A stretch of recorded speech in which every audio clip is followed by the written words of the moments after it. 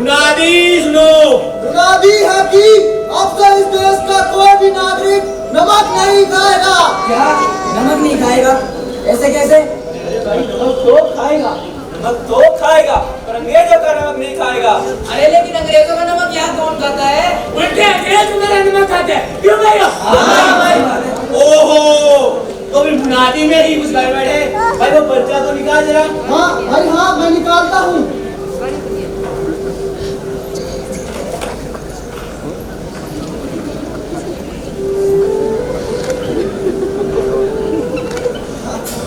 Sorry, सारा उल्टा पुल्टा हो गया। अरे कहीं इसने तो अंग्रेजों का नमक नहीं खा लिया। अरे भाइयों, इन अंग्रेजों के चक्कर में आने वालों का तो दिमाग उल्टा पुल्टा हो ही जाता है। सुनो, पहले वाली मुनादी वापस ली जाती है और नई मुनादी जारी की जाती है। मुनादी है कि अब से इस देश का कोई भी नागरिक नमक नहीं बनाएगा। सुनो, मुनादी सुनो। महात्मा गांधी जिंदाबाद, महात्मा गांधी जिंदाबाद, महात्मा गांधी जिंदाबाद, भारत माता की जय, भारत माता की जय, भारत माता की जय। वंदे मातरम, वंदे मातरम, वंदे मातरम। मुर्दाबाद, मुर्दाबाद, मुर्दाबाद, महात्मा गांधी जिंदाबाद, महात्मा गांधी जिंदाबाद, महात्मा गांधी जिंदाबाद। हम नमक बनाएंगे, जरूर बनाएंगे। हम साबरमती आश्रम से समुद्र के किनारे दांडी ग्राम तक पैदल यात्रा करेंगे और वहां नमक बनाएंगे। हम नागरिक अवज्ञा आंदोलन शुरू कर चुके हैं और हम अंग्रेजी राज को बता देना चाहते हैं कि अब हम तुम्हारा कोई भी गलत कानून नहीं मानेंगे। इस देश का हर आदमी अब इतना मजबूत है कि वह किसी के अन्याय को बर्दाश्त नहीं करेगा। हम सबको धर्म बड़ा ही प्यारा लगता है और इस समय हमारा सबसे बड़ा धर्म है अन्याय का विरोध। आज इस देश का बच्चा बच्चा अंग्रेजों के कानून को तोड़ेगा और नमक बनाएगा। महात्मा गांधी जिंदाबाद, महात्मा गांधी जिंदाबाद, महात्मा गांधी जिंदाबाद, भारत माता की जय, भारत माता की जय, भारत माता की जय। मातरम, मातरम, मातरम, मुर्दाबाद, मुर्दाबाद, मुर्दाबाद। दांडी ग्राम जाएंगे, नमक बनाएंगे, दांडी ग्राम जाएंगे, नमक बनाएंगे, दांडी ग्राम जाएंगे। नमक बनाएंगे। महात्मा गांधी जिंदाबाद, महात्मा गांधी जिंदाबाद, महात्मा गांधी जिंदाबाद, भारत माता की जय, भारत माता की जय, भारत माता की जय। महात्मा गांधी जिंदाबाद, महात्मा गांधी जिंदाबाद, महात्मा गांधी जिंदाबाद। वंदे मातरम, वंदे मातरम, वंदे मातरम, महात्मा गांधी जिंदाबाद, महात्मा गांधी जिंदाबाद, महात्मा गांधी जिंदाबाद। आज 6 अप्रैल 1930 को गुजरात के दांडी ग्राम के समुद्र किनारे की लहरें ब्रिटिश राज के काले कानूनों को तोड़ने का आह्वान कर रही है। अब हम ब्रिटिश राज के काले कानूनों का पालन नहीं करेंगे क्योंकि यह राज्य वेद है और एक अवैध राज को तोड़ना ये हमारा धर्म है। मेरे पास देश के कोने कोने से समाचार आए हैं। इस समय हम सब भारतवासी गलत बात का विरोध करने के लिए तैयार है। जगह जगह हड़तालें और प्रदर्शन किए जा रहे हैं। शराब की दुकानों के बाहर धरने दिए जा रहे हैं। विदेशी वस्त्रों की होली जलाई जा रही है। सरकारी कर्मचारी ने नौकरी से त्याग बंदी दे दी है। लगान भरने का भुगतान बंद कर दिया गया है।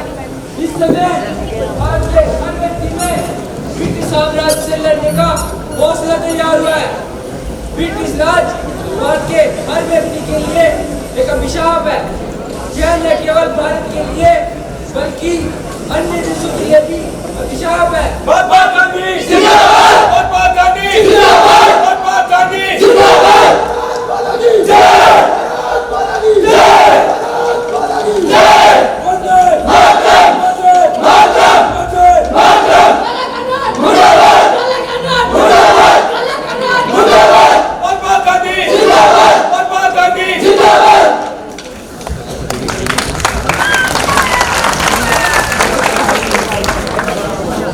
गांधी जी ने फिर दूसरा नागरिक अवज्ञा आंदोलन चलाया, जिसमें ब्रिटिश राज की लाठी और गोली से 1100 लोग मारे गए और 90,000 सत्याग्रही गिरफ्तार हुए। कांग्रेस को गैर कानूनी घोषित कर दिया गया। ब्रिटिश पत्रकार ब्रैडफोर्ड ने लिखा कि नागरिक अवज्ञा आंदोलन के इस संघर्ष का नतीजा यह निकला है कि भारतीयों ने अपने मन को मुक्त कर दिया है और अपने दिलों में स्वाधीनता प्राप्त कर ली है। इस संघर्ष में शर्मनाक बात यह रही कि देश के राजों महाराजाओं ने भी अंग्रेजों का साथ दिया और वे भी अंग्रेजों के साथ मिलकर भारतीय जनता का दमन करने में लगे रहे। इसलिए भारतीय जनता की लड़ाई दो तरफा रही, एक और देशी सामंतवाद से और दूसरी ओर विदेशी साम्राज्यवाद से। दुर्भाग्य से इसी बीच मुस्लिम लीग और हिंदू महासभा धर्म के नाम पर एक दूसरे को उत्तेजित करने में जुटी रही तथा ब्रिटिश शासन से मिलकर लड़ने के बजाय कि बांटो और राज करो की नीति में सहयोग करती रही। मार्च 1931 में गांधी जी और लॉर्ड इरविन के बीच समझौता हुआ, जिसमें सरकार राजनीतिक बंदियों को रिहा करने को तैयार हुई, नमक बनाने का अधिकार मिला, विदेशी वस्त्रों व शराब की दुकानों पर धरना देने का अधिकार मान लिया गया। और इसी बीच दूसरा विश्व युद्ध शुरू हुआ और ब्रिटेन युद्ध में उलझ गया। और युद्ध के दौरान ही 1942 में भारतीयों ने फिर जोरदार आवाज उठाई, अंग्रेज हर हालत में भारत छोड़े, तुरंत छोड़े, अभी छोड़े। महात्मा गांधी जिंदाबाद, महात्मा गांधी जिंदाबाद, महात्मा गांधी जिंदाबाद, भारत माता की जय, भारत माता की जय, भारत माता की जय, वंदे मातरम, वंदे मातरम, वंदे मातरम। महात्मा गांधी जिंदाबाद, महात्मा गांधी जिंदाबाद, महात्मा गांधी जिंदाबाद। आज 8 अगस्त है 1942 का बंबई का यह दिन क्रांति के बिगुल बजाने का दिन है। अब भारत को आजाद होना ही होगा। भारत के आजाद होने में भारत का हित तो है ही, साथ ही एशियाई और अफ्रीकी देश जो साम्राज्यवादियों के नीचे कुचले पड़े हैं, उन्हें भी आजाद होने की प्रेरणा मिलेगी। आज नाजीवाद, फासीवाद और साम्राज्यवाद की समाप्ति के लिए ब्रिटिश शासन का भारत में समाप्त होना एक जीवंत प्रश्न है। इसलिए मैं अगर हो सके तो तत्काल इसी रात सुबह होने से पहले स्वाधीनता चाहता हूँ। भारत माता की जय, भारत माता की जय, भारत माता की जय। अंग्रेजों भारत छोड़ो, अंग्रेजों भारत छोड़ो, अंग्रेजों भारत छोड़ो, अंग्रेजों भारत छोड़ो, अंग्रेजों भारत छोड़ो। आज दुनिया में झूठ और मक्कारी का बोलबाला है। आप सभी मेरी बात पर भरोसा कर सकते हैं कि अब जब मैं वायसराय से मिलूंगा तो मंत्रिमंडल या अन्य दूसरी वस्तुओं से सौदा करने वाला नहीं हूँ। मैं पूर्ण स्वाधीनता से कम किसी चीज से संतुष्ट होने वाला नहीं हूँ। अब मैं आप सभी को एक मंत्र दे रहा हूँ और मैं चाहता हूँ आप सभी इस मंत्र को अपने दिलों में संजो कर रख लें और हर एक सांस में इसका जाप करें।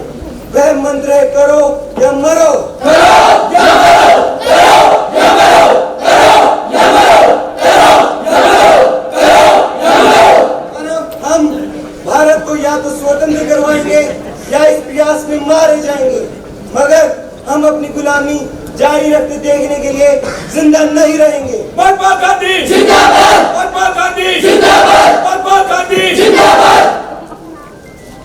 मिस्टर गांधी, आपको गिरफ्तार किया जाता है। आप चलिए हमारे साथ। सिपाहियों, लाठी चार्ज!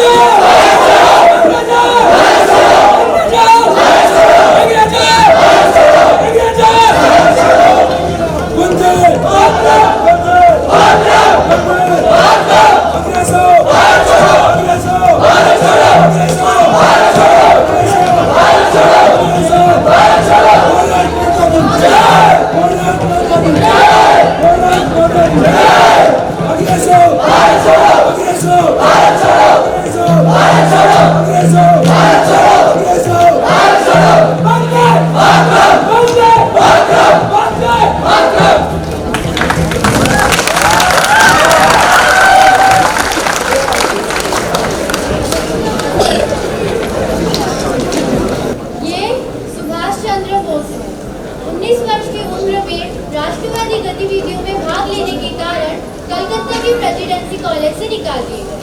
1920 में इंग्लैंड में इंडियन सिविल सर्विस की परीक्षा पास की, किंतु 1921 में भारत में चल रहे असहयोग आंदोलन की खबरें लंदन में पड़ी और आईसीएस की नौकरी को ठोकर मारकर भारत आ गए और उसी साल गिरफ्तार भी कर लिए गए।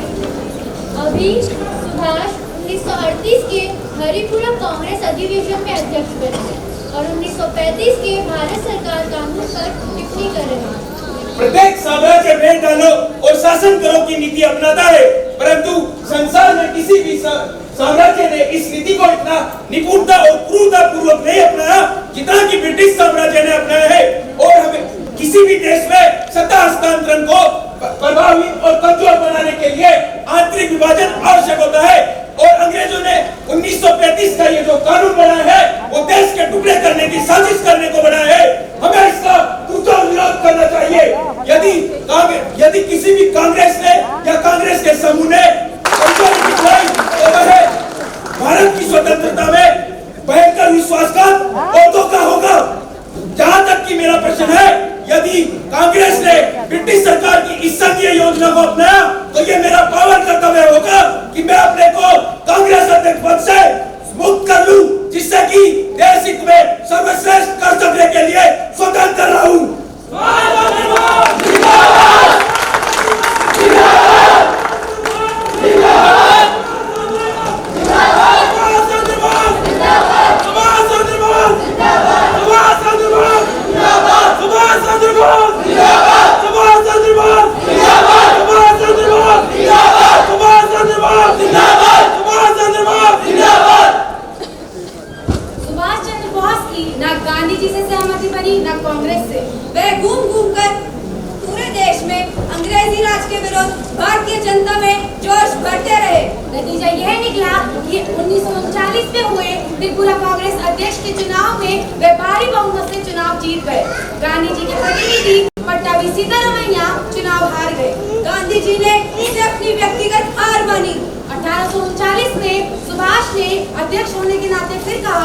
विश्व युद्ध 6 माह में प्रारंभ हो जाएगा और ब्रिटेन अपने जीवन मरण के युद्ध में फंसा होगा।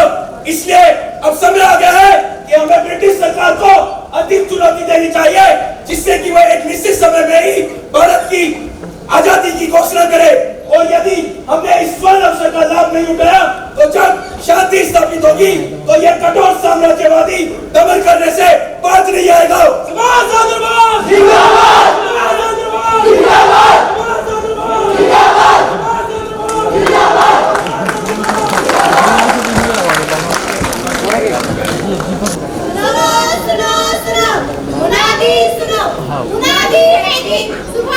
बोस ने कांग्रेस के अध्यक्ष पद से इस्तीफा दे दिया है। सरकार ने उनको जेल में डाल दिया है और जेल में उन्होंने आमरण अनशन शुरू कर दिया है।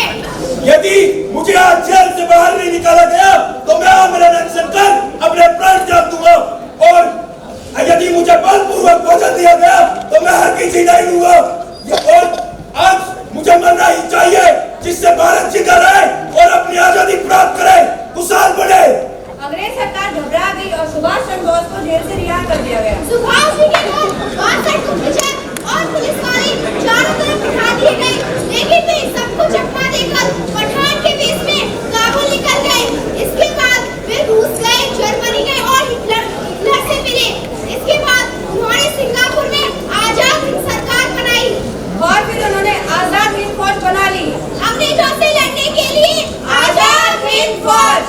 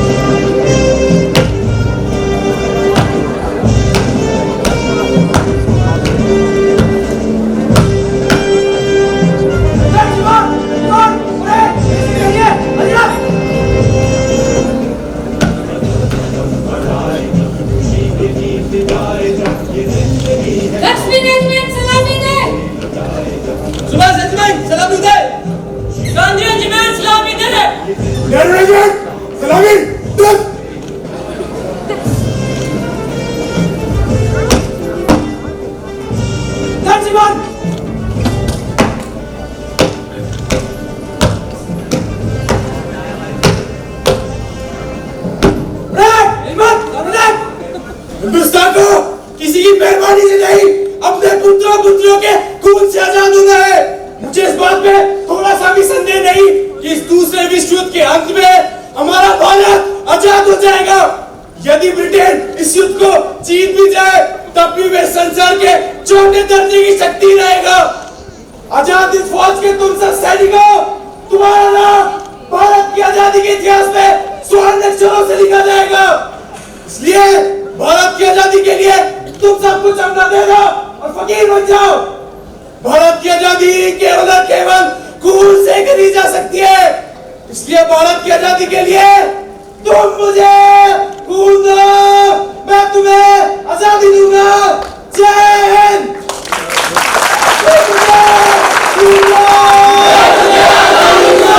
तुम मुझे खून दो, तुम मुझे खून दो, पीछे मुड़कर देखे बिना आगे चलो, मैं तुम्हें दिल्ली ले चलूंगा।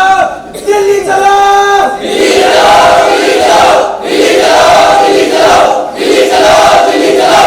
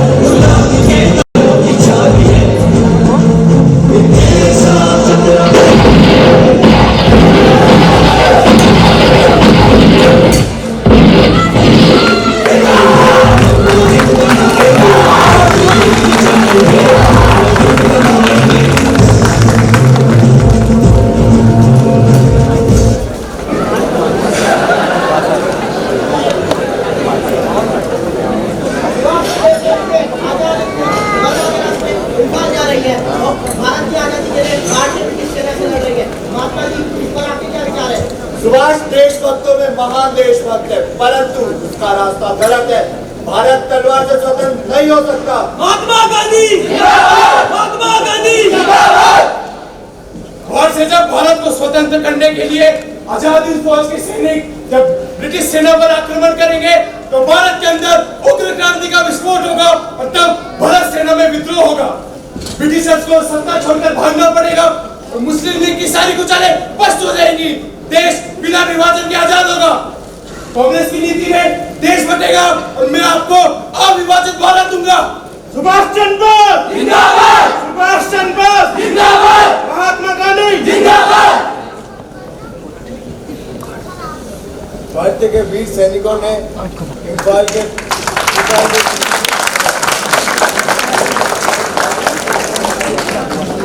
इस संबंध में आपको विचार है। यदि आजाद हिंद फौज सेना ने भारत पर आक्रमण किया तो मैं तलवार लेकर आजाद हिंद फौज का सामना करूंगा। महात्मा गांधी जिंदाबाद, महात्मा गांधी जिंदाबाद। पिताजी, आप अपनी सफाई में कुछ कहना चाहते हैं? मुझे मेरे देशवासियों के सामने सफाई करने की कोई आवश्यकता नहीं है। वे मुझे जानते हैं।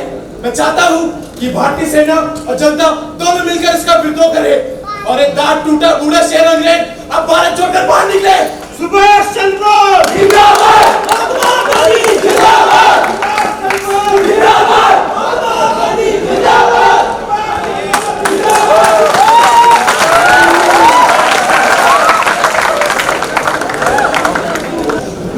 नेताजी द्वारा स्थापित अस्थायी सरकार को Japan, Germany, Italy, Ireland, Burma तथा फिलीपींस ने मान्यता देती है।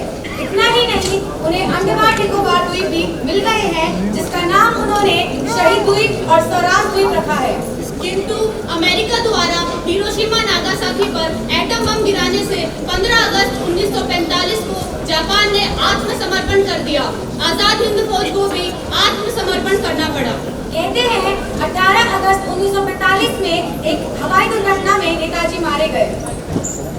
आजाद हिंद फौज के 3 अफसरों शाहनवाज खान, गुरुदयाल ढिल्लों, पीके सहगल तथा 25,000 सैनिकों पर कोर्ट लाल किले में कोर्ट मार्शल का मुकदमा चला। ब्रिटिश अधिकारियों ने अपनी सेना की नब्ज टटोली और पाया कि 80% सैनिक इस कोर्ट मार्शल के खिलाफ थे। इतना ही नहीं, भारतीय युवक भी इन्हें मुक्त कराने के लिए उत्तेजित थे। भारतीय जनमत ने कांग्रेसी नेता के खिलाफ ज्वालामुखी फूट पड़ा और कांग्रेसी नेता इस जनमत के सामने घबरा गए। जवाहरलाल नेहरू, वल्लभ भाई देसाई, तेज बहादुर शुक्र आजाद हिंद के सैनिकों के लिए कोर्ट मार्शल का समर्थन करना छोड़कर उल्टे सैनिकों के लिए पैरवी करने लगे।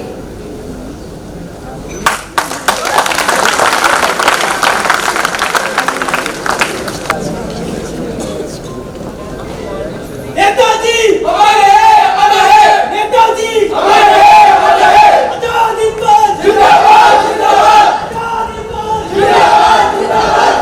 विद्रोही नहीं वीर है, भारत की तकदीर है। विद्रोही नहीं वीर है, भारत की तकदीर है। विद्रोही नहीं वीर है, भारत की तकदीर है। होश में आओ, होश में आओ, होश में आओ, होश में आओ, होश में आओ। नेताजी हमारे नेताजी हमारे आजाद हिंद फौज जिंदाबाद, जिंदाबाद,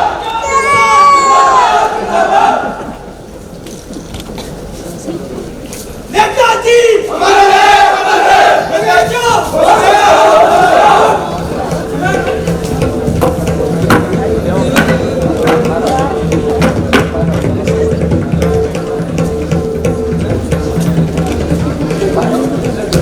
राष्ट्रीय भावना की प्रबल लहर में आजाद हिंद फौज के सैनिकों को भारतीय जनमत ने राष्ट्रीय वीर घोषित कर दिया है। कोई भी राजनीतिक नेता जिसे अपना भविष्य प्यारा था, इस जनमत की प्रबल लहर से अपने आप को दूर नहीं रख सकता था। जन भावना के तूफान के कारण कांग्रेस के नेता भी गुप्त रूप से उतने चिंतित थे जितने के ब्रिटिश। अतः मूल नीति में परिवर्तन कर दिया गया और इन्हीं के वायसरॉय और अजीत लेख ने आजाद हिंद फौज के सैनिकों को मुक्त कर देने में बुद्धिमानी समझी।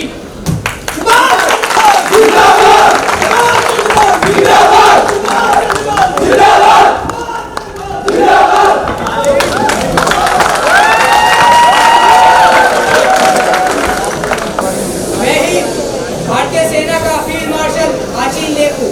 मैंने ही 26 नवंबर 1945 को वाइसरॉय को पत्र लिखा था कि जो असंख्य प्रमाण और जानकारियां हमें प्राप्त हुई है, उसके बल पर मुझे ये कहने में जरा भी डाउट नहीं कि सुभाष चंद्र बोस का आजाद हिंद फौज के सैनिकों पर कल्पनातीत प्रभाव रहा। दरअसल सुभाष की पर्सनालिटी ही बहुत ग्रेट रही है। मैं यह भी कहना चाहता हूँ कि भारतीय सेना में आजाद हिंद फौज के प्रति सहानुभूति बढ़ती ही जा रही है और ये चिंता का विषय है कि भारतीय सेना के 80% सैनिक आजाद हिंद फौज की लड़ाई से एग्री करते हैं। मैं माइकल एडवर्ड हूँ, लेखक हूँ। मेरी पुस्तक है last years of British India, British Bharat के आखिरी साल। मैंने लिखा है कि भारत सरकार को उम्मीद थी कि आजाद हिंद फौज के सैनिकों पे मुकदमा चलाकर भारतीय सेना के नैतिक स्तर को फिर से मजबूत किया जाएगा, परंतु उस कोर्ट मार्शल की कार्रवाई ने भारतीय सेना में अशांति उत्पन्न कर दी। इंडियन आर्मी का सैनिक अपने मन में यह सोचकर लज्जित होने लगा कि उसने तो भारत की आजादी में भारतीयों का नहीं, ब्रिटिश सरकार का साथ दिया है। यदि भारत के लोग एक स्वर में आजाद हिंद फौज को सही मान रहे थे, तो इंडियन आर्मी अवश्य ही भारत की आजादी में रोड़ा बन रही थी। ब्रिटिश सरकार ने भी समझ लिया भारत में ब्रिटिश शासन की रीढ़ रही इंडियन आर्मी पर अब भरोसा नहीं किया जा सकता। सुभाष चंद्र बोस जिंदा नहीं रहे, लेकिन उनकी प्रेत आत्मा लाल किले की प्राचीरों पर टहल रही थी और उनके एकाएक बड़े राजनीतिक आकार ने भारत को स्वतंत्र करने वाली एवं करवाने वाली सभी शक्तियों को आतंकित कर दिया था।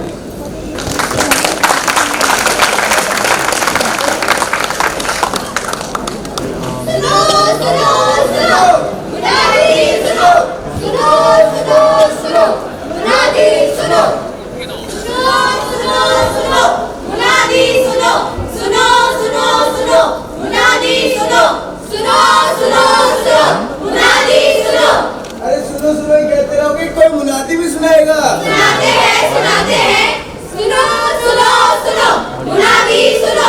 मुनादी है कि भारतीय नौसेना ने बम्बई, कराची, मद्रास, कलकत्ता, कोची, विशाखापट्टनम सब जगह विद्रोह कर दिया है। भारतीय वायुसेना के सैनिकों ने आजाद हिंद फौज के कोर्ट मार्शल का विरोध किया है और उनको भारत के वीर देशपुत्र कहकर बचाव के लिए चंदा भेजा है। भारतीय वायुसेना ने हड़ताल कर दी है, जुलूस निकाला है वायुसेना ने। सुनो सुनो सुनो मुनादी सुनो, डंके की चोट सुनो। ब्रिटिश प्रधानमंत्री एटली ने घोषणा की है कि ब्रिटेन भारत को जून 1948 से पहले आजाद कर देगा। लेकिन एक अंदर की बात बताऊं? बताओ बताओ। बताता हूँ। सब अपना हाथ ऐसे करें, सर मैं माफ भी करिए। भारतीय वीर सेना के विद्रोह से